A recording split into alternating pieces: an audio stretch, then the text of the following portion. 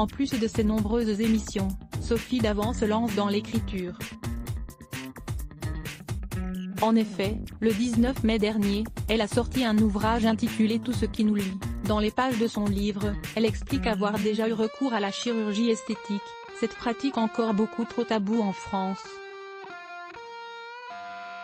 Elle avoue sans complexe avoir eu besoin de quelques injections de botox et d'acide hyaluronique avant d'ajouter quelques lignes plus loin. Je ne vois pas pourquoi il y a tant de non-dits et de mensonges autour de ça, je ne vois pas pourquoi on n'assumerait pas. Moi je fais un métier d'image, je dois rester présentable. La médecine esthétique a des moyens de faire en sorte qu'on ait recours à ces techniques sans que ça se voie. Des injections, des lasers qui permettent d'avoir bonne mine, de donner l'air qu'on revient de vacances. Ce que je déplore dans ce domaine, c'est que des femmes de plus en plus jeunes, qui veulent ressembler à des stars des réseaux sociaux, se fassent grossir la poitrine ou la bouche. C'est assez déplorable.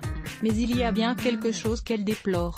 Sophie Davant regrette qu'il y ait peu de personnes de son âge à l'antenne en 2021. Elle explique, on n'est pas beaucoup de ma génération à être encore à l'antenne.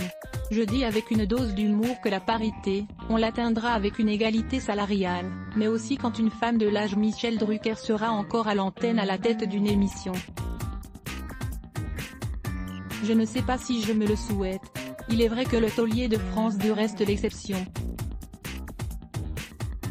En tout cas, une chose est sûre, Sophie Davant n'est pas près de quitter le navire de sitôt, sur tous les fronts, sauf si elle est victime d'un retournement de situation monumental, elle risque de satisfaire ses fans encore quelque temps sur le petit écran. Affaire à suivre. La rédac à lire aussi @blogtest. Why?